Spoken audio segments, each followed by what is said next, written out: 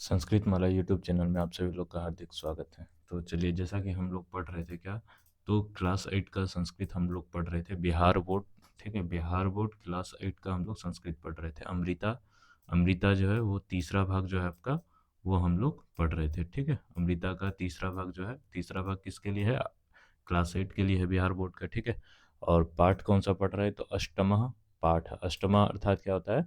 आठवां। पाठ मतलब पाठ। पाठ का नाम क्या हो जाएगा? नीति श्लोकाः। नीति श्लोकाः अर्थात नीति श्लोक। ठीक है, इस पाठ में हम लोग क्या पढ़ेंगे? तो कर्तृवाच्य और कर्मवाच्य का प्रयोग देखेंगे। ठीक है, वाच्य कितने होते हैं बताइए? वाच्य कितने होते हैं? तो वाच्य 3 होते हैं। ठीक है, कर्तृवाच्य, कर्मवाच्य और एक होता है भाववाच्य। तो उसी क्रम में चलिए देख लेते हैं क्या लिखा है, क्या दिया हुआ है इस चैप्टर में। उससे पहले अगर आप लोग चैनल पे नए आए तो चैनल को सब्सक्राइब कर लीजिएगा। ठीक है, डेली आपका क्लास जो है 6 PM पे आपको क्लासेस चलती है। ठीक है, डेली 6 PM पे क्लासेस चलती है, तो आप लोग बिल्कुल जुड़ना नहीं भूलिएगा। और चैनल को सब्सक्राइब करके बेल आइकन ऑन प्रेस कर लीजिएगा, ताकि जितनी भी जो वीडियो है वो आप तक आसानी से सबसे पहले पहुंच सके। और अगर आप लोग चाह रहे हैं कि पीडीएफ आप तक नहीं है या आपके पास किताब नहीं है, पीडीएफ चाह रहे हैं, तो आप लोग क्या, डिस्क्रिप्शन में लिंक दिया हुआ है टेलीग्राम ग्रुप का, वहाँ से आप लोग क्या कीजिए, ज्वाइन हो जाइए। ठीक है, फटाफट ज्वाइन हो जाइए। और वहाँ पे आपको क्या है, पीडीएफ वहाँ पे मिल जाएगा। ठीक है, वहाँ पे आपको क्या है, पीडीएफ मिल जाएगा और आसानी से आप क्या वहाँ पे पढ़ सकते हैं। ठीक है, और इसका जो आंसर है, आंसर की मैंने उसको भी अलग से पीडीएफ बनाया। ठीक है, टाइपिंग करके, तो आप उसको भी टेलीग्राम ग्रुप में वहाँ से देख सकते हैं, या हमारा जो वेबसाइट है www.sanskritmala.in, वहाँ से भी आप लोग जाके देख सकते हैं। तो चलिए पाठ शुरू कर लेते हैं हम लोग। देखिए क्या कह रहे हैं कि नीति श्लोक जीवन को सुचारू रूप से चलाने की प्रेरणा देते हैं। सही बात है, जो नीति श्लोक होते हैं, जो श्लोक होते हैं संस्कृत के, वो क्या है, जीवन को सुचारू बोलते हैं, अच्छे ढंग से चलाने के लिए क्या है, हमें प्रेरणा देते हैं।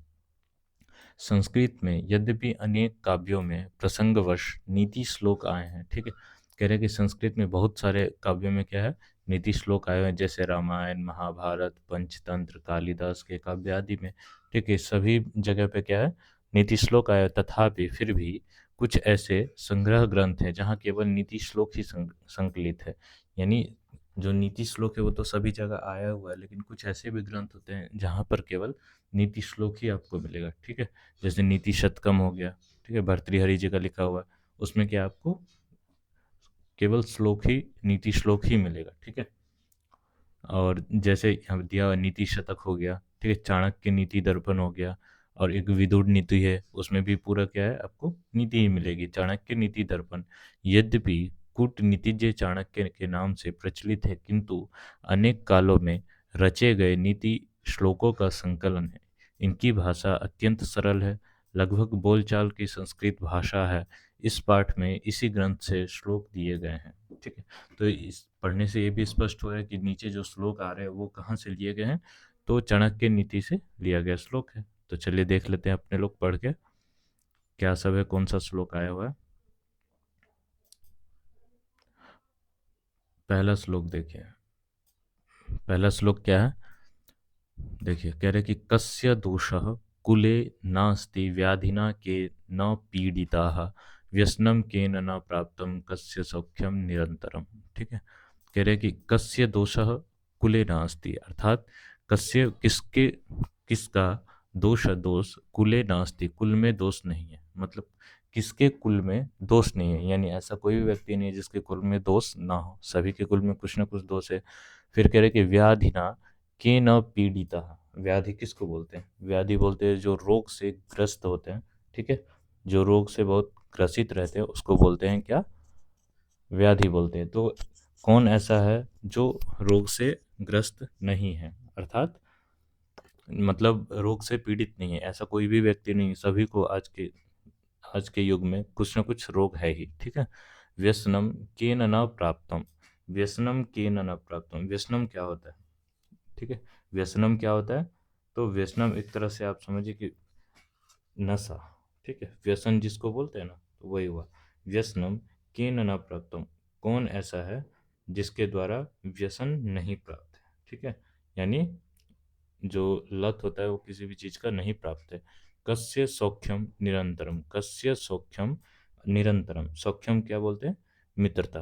ठीक है, कस्य सौख्यम, किसकी मित्रता निरंतर है, यानी कैसी भी मित्रता हो कभी न कभी वो खत्म हो ही जाती है। ठीक है, तो एक नीति कहा गया है, क्या है? तो कस्य दोषः कुले नास्ति, कि ऐसा कौन सा व्यक्ति है जिसके कुल में दोष नहीं है, और व्याधिना के न पीड़िता, और कौन ऐसा है जो रोगों से ग्रस्त नहीं है। व्यसनम के न प्राप्तम, और कह रहे कि ऐसा कोई भी नहीं है किसके द्वारा है जो व्यसन को प्राप्त नहीं हुआ है, यानी नशा को प्राप्त नहीं हुआ है। वो आपका नशा किसी भी प्रकार से हो सकता है। ठीक है, और कस्य सौख्यम निरंतरम, और किसकी जो मित्रता है वो हमेशा निरंतर रही है, कभी न कभी वो टूट ही जाती है। ठीक है, तो पहला श्लोक का अर्थ समझ गए।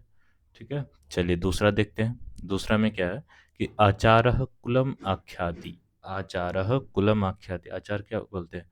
कि आचरण, व्यवहार, चाल चलन, उसको क्या बोलते हैं? आचार बोल देते हैं। कुलम आख्याति, कुल, कुलम अर्थात कुल, कुल, कुल क्या हुआ यहाँ पे? कुल का अर्थात वंश। ठीक है, आख्याति मतलब कहता है या बताता है।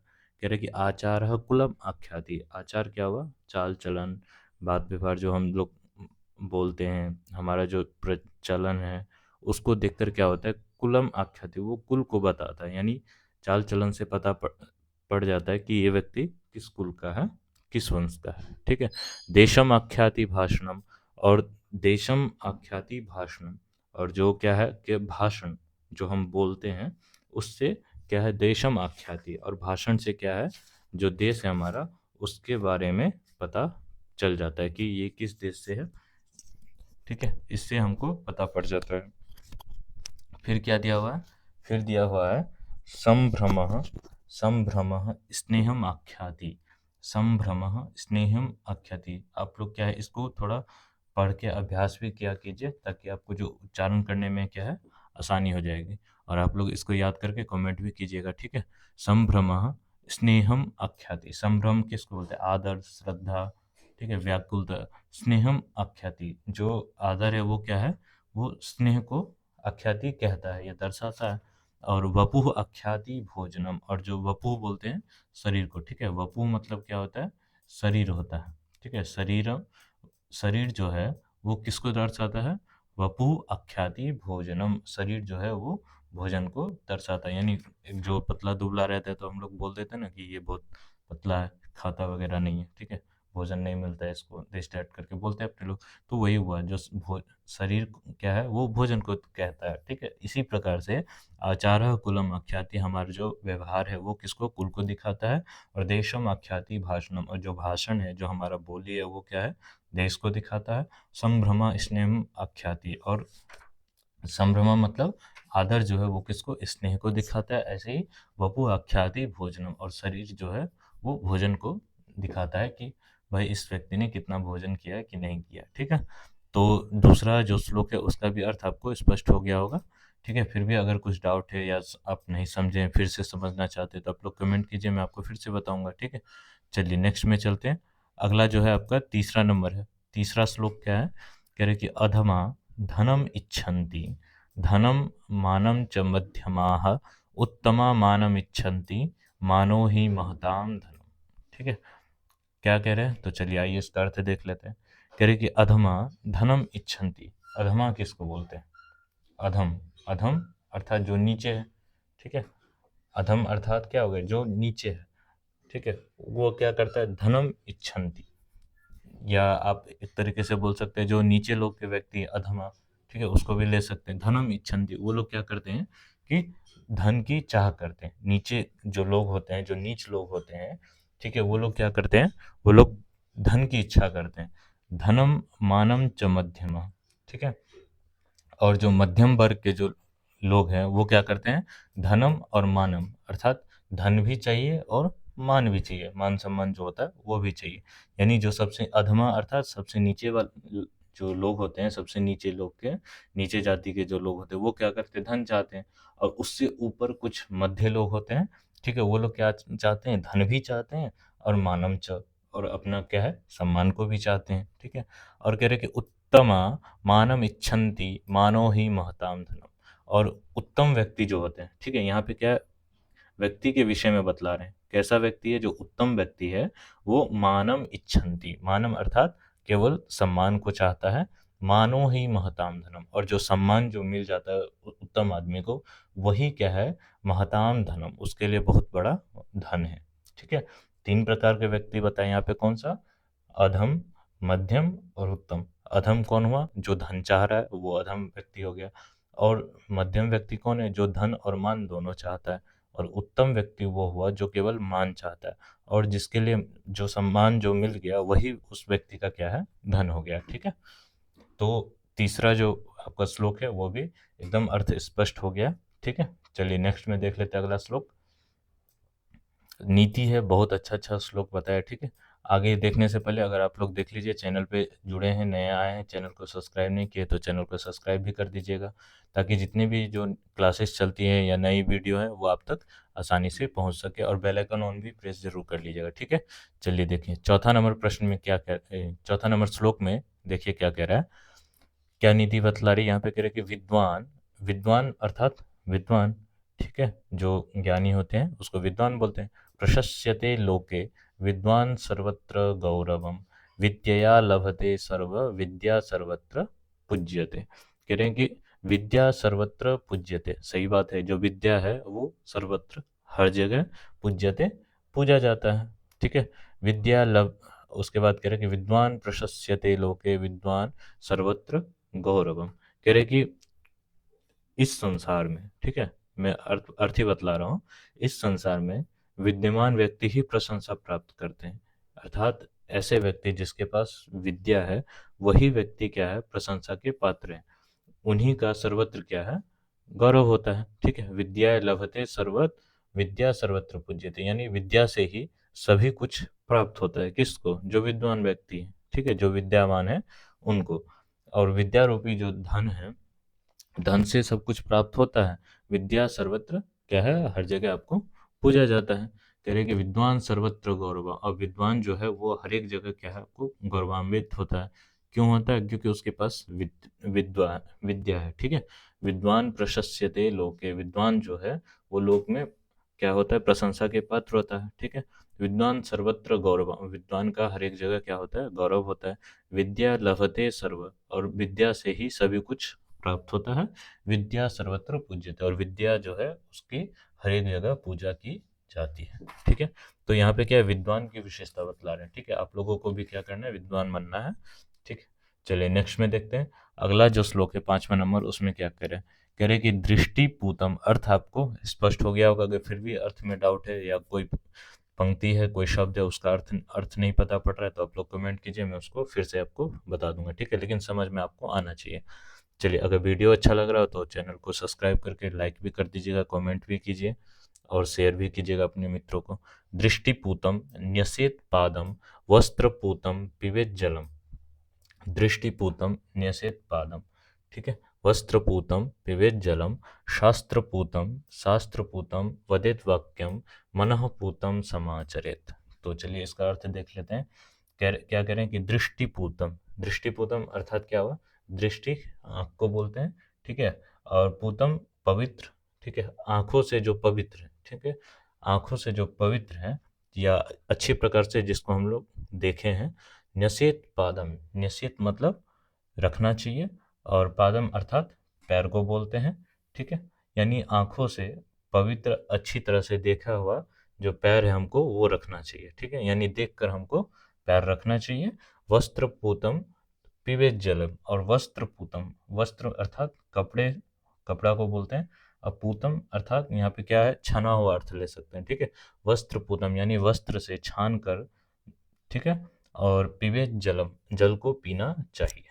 ठीक है, किसके लिए बोला गया है? तो आगे देखते हैं। कह रहे दृष्टिपूतम निषेध पदम, अर्थात क्या? आंखों से देख कर हमें पैर रखना चाहिए। ठीक है, या समझिए एक तरह से जब भी हम चलते तो हमको सामने देख के चलना, ताकि किसी भी जीव की हत्या ना हो जाए। वस्त्र पूतम पिबेत जलम, और कह रहे हैं वस्त्र से जो जल है वो छान कर पीना चाहिए। ठीक है, फिर कह रहे शास्त्र पूतम वदेत वाक्यम, शास्त्र पूतम, ठीक है, शास्त्र पूतम अर्थात शास्त्रों द्वारा, ठीक है, या जो भी बात शास्त्र द्वारा कहा गया है, ठीक है, शास्त्र सम्मत यानी शास्त्र के पक्ष में, शास्त्र के विरुद्ध में नहीं बोल रहे, शास्त्र के पक्ष में वदेत वाक्यम, ठीक है, जो वाक्य है वो वदेत बोलना चाहिए, यानी शास्त्र से सम्मत बात हमको बोलना चाहिए, शास्त्र के विरुद्ध नहीं बोलना है, ठीक है।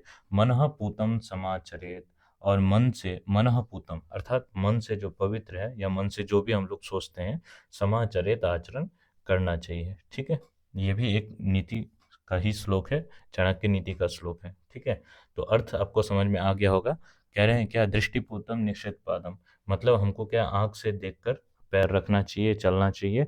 वस्त्रपूतम पिबेत जलम, और वस्त्रों से जो है क्या जल को छानकर पीना चाहिए। शास्त्रपूतम वदेत वाक्यम, शास्त्र पूर्वक क्या हमको वाक्य बोलना चाहिए, ठीक है, शास्त्र युक्त बातें हमको बोलनी चाहिए। मनःपूतम समाचरित, और क्या है, मन, जो हमारा मन है वो क्या है, पवित्र आचरण करना चाहिए, ठीक है। ये नहीं कि हम कर रहे हैं कुछ और मन में कुछ और किसी के प्रति द्वेष रख रहे हैं, ऐसा बिल्कुल भी नहीं करना है, ठीक है। चलिए आगे देखते हैं। अगला श्लोक कौन सा है, अगला है 6ठा नंबर श्लोक। तो देखिए क्या कह रहा है कि अनित्यानि शरीराणि विभवो नैव शाश्वतः, नित्यं सन्निहितो मृत्यु कर्तव्यो धर्म संग्रह। क्या कह रहे हैं कि अनित्यानि, अनित्यानि अर्थात जो नित्य नहीं है वो अनित्य हो गया, ठीक है। शरीराणि, शरीराणि अर्थात शरीर, और विभवो नैव शाश्वत, सही बात है। कह रहे कि अनित्यानि शरीराणि विभव नैव शाश्वत, कह रहे कि ये जो शरीर है, ठीक है, ये क्या है, शाश्वत नहीं है, ठीक है, ये शाश्वत नहीं है शरीर। ये बात तो हकीकत है। आप भी देखें कि कोई भी व्यक्ति, कोई भी इंसान जो जन्म लेता है वो मृत्यु को प्राप्त होता है, वो मरता है, ठीक है, उसका देहांत होता है। तो शरीर ये क्या शाश्वत तो हुआ नहीं, आज इंसान है कल वो इंसान नहीं रहेगा, तो ये क्या शरीर शाश्वत नहीं, आत्मा हमेशा रहती है, ठीक है। तो अनित्यानि शरीरानि विभवो नैव शाश्वत, ठीक है, जो ये जो शरीर है ये क्या है, अनित्य है, और ये कभी शाश्वत नहीं है, ये हमेशा नहीं रहता है। नित्यम सन्निहितो मृत्यु कर्तव्यो धर्म संग्रह, कह रहे कि नित्यम सन्निहितो मृत्यु, यानी मृत्यु जो है वो हमेशा क्या है, इससे मिला हुआ है, ठीक है, कि कब हमको मृत्यु हो जाए इसका कोई भी गारंटी नहीं है। कर्तव्यो धर्म संग्रह, इसलिए हम लोगों को क्या है, अपना जो कर्तव्य है वो धर्म के प्रति करना चाहिए, ठीक है। या इसका आप लोग अर्थ लिखना चाहे तो लिख लीजिए, मैं बता भी देता हूँ। पानी की एक एक बूंद गिर, नहीं लिख लीजिए, शरीर क्षण भंगुर है, ठीक है, मन बुद्धि तथा इंद्रियों का साधन रूपी वैभव भी कब तक रहेगा, यह कहाँ नहीं जा सकता। मृत्यु सिर के ऊपर चढ़कर बैठी, अर्थात मृत्यु क्या है, हमारे नज़दीक है, एकदम पूरे सिर के ऊपर बैठा हुआ है, कि कब इसका मृत्यु हो जाए, ठीक है। इसलिए कह रहे हैं कि शरीर नित्य नहीं है, ठीक है। आप जो सोच रहे हैं कि हम मैंने इस दुनिया में जन्म लिया और हम क्या है, शाश्वत रहेंगे, हमेशा विद्यमान रहेंगे, मुझे मृत्यु नहीं होगा, ऐसा नहीं है। आपको मृत्यु निश्चित है, आज न कल आपको मृत्यु आना ही है, ठीक है। इसलिए क्या है, हमको क्या है, कर्तव्यो धर्म संग्रह, इसलिए हम लोगों को क्या है, अपना जो कर्तव्य है वो धर्म को धर्म के रूप में मानकर धर्मपूर्वक कार्य करना चाहिए, ठीक है। चलिए, आशा करता हूँ कि जो अर्थ है वो आपको स्पष्ट हो गया होगा। चलिए नेक्स्ट पे देख लेते हैं, अगला श्लोक क्या है वो उस पे हम लोग देख लेते हैं। और अगर अर्थ स्पष्ट हो रहा है तो कमेंट कीजिए, अगर जो नहीं समझ में आ रहा है उसके लिए भी आप लोग कमेंट कीजिए, मैं आपको बता दूंगा, ठीक है। और चैनल को सब्सक्राइब कर लीजिए, अपने मित्रों को भी भेजिए, ठीक है। चलिए अगला देखिए, 7वां नंबर में क्या श्लोक कह रहा है कि जल बिंदु निपातेन क्रमशः पूर्यते घटः, स हेतुः सर्व विद्यानां धर्मस्य च धनस्य च। कह रहे कि जल बिंदु निपातेन, ठीक है, कह रहे कि जल बिंदु निपातेन, निपातेन अर्थात गिरते हुए, जल बिंदु यानी जल का जो बिंदु होता है, यानी एक एक बूंद जो जब हम क्या करते हैं, क्रमशः, क्रमशः अर्थात लगातार जो नीचे गिरता रहता है, तो पूर्यते घटा, कह रहे कि पूर्यते अर्थात पूरा कर देता, घटा मतलब घड़ा को, यानी एक एक बूंद अगर आप लोग देख लीजिए कि एक एक बूंद अगर गिरता रहता है नल में से, तो वो क्या है, नीचे जो घड़ा रखा हुआ वो भी क्या है, पूर्ण रूप से भर जाता है, ठीक है, आज ना कल वो भर जाएगा, आप देखिएगा। स हेतु सर्व विद्यानाम धर्मस्य च धनस्य का, कह रहे कि स हेतु, और जो वह है, और जो वह सर्व विद्यानाम धर्मस्य, सभी विद्याओं का क्या है, धर्म है और धन है। ठीक है, इसलिए कह रहे हैं कि जिस प्रकार से जल बिंदु निपातेन, जो क्रमशः एक एक बूंद गिरने से जो जल है, जल से क्या है, पूर्यते घटा, घड़ा जो है वो भर जाता है, उसी प्रकार से क्या हम लोगों को एक एक बूंद की तरह अभ्यास करने से सर्व विद्यानाम धर्मस्य च धनस्य च, और सभी विद्याएं, सभी धर्म और धन जो है वो हमको प्राप्त हो जाती हैं। ठीक है, चलिए नेक्स्ट में देख लीजिए। आठवां आठवां श्लोक में क्या कह रहा है, आठवां में कह रहा है, कह रहे कि यथा धेनु सहस्रेषु वत्सो गच्छति मातरम, तथा यच्च कृतं कर्म कर्तारम अनुगच्छति। कह रहे कि यथा धेनु सहस्रेषु, जिस प्रकार, यथा मतलब जैसे, या जिस प्रकार, धेनु सहस्रेषु मतलब हजारों गायों में, वत्सो गच्छति मातरम, जो अपना जो बच्चा रहता है, गाय का जो बछड़ा रहता है, वो क्या है, अपनी माँ को पहचान लेता है। ठीक है, गच्छति मातरम, जो बछड़ा रहता है वो अपनी माँ को, गाय को, क्या हजारों गायों में भी क्या है, अपनी माँ को पहचान लेता है। तथा च, उसी प्रकार, यच्च कृतम कर्म कर्तारम अनुगच्छति, इसी प्रकार से हमारा जो क्या है, कृतम कर्म, किया हुआ जो कर्म है, वो कर्ता को, जो करने वाला रहता है, उसके आगे पीछे, अनुगच्छति, उसके पीछे पीछे वहां तक वो चला ही जाता है। ठीक है, ये जो कहते हैं कि भाई हम कर्म कर रहे हैं हमको फल नहीं मिलेगा, ऐसा बिल्कुल भी नहीं है। अगर आपने कर्म किया है तो उसका फल आपको निश्चित ही मिलेगा। आज नहीं मिलेगा, कल नहीं मिलेगा, लेकिन वो मिलेगा आपको जरूर, किसी न किसी रूप में मिलेगा ही। ठीक है, तो इस प्रकार से क्या है, जितने भी नीति श्लोक है सभी का अर्थ हम लोग देख लिए हैं। अब चलिए शब्दार्थ देख लेते हैं थोड़ा सा। शब्दार्थ है तो आप इसको क्या याद कर लीजिएगा, शब्दार्थ में तो कुछ है नहीं ऐसे बताने वाला, किताब में दिया हुआ है, आप लोग याद कर लीजिएगा। और पीडीएफ नहीं है तो पीडीएफ डाउनलोड कर लीजिएगा। ठीक है, आगे क्या है, आगे अपने लोग का व्याकरण, व्याकरण हो गया, फिर अभ्यास कार्य।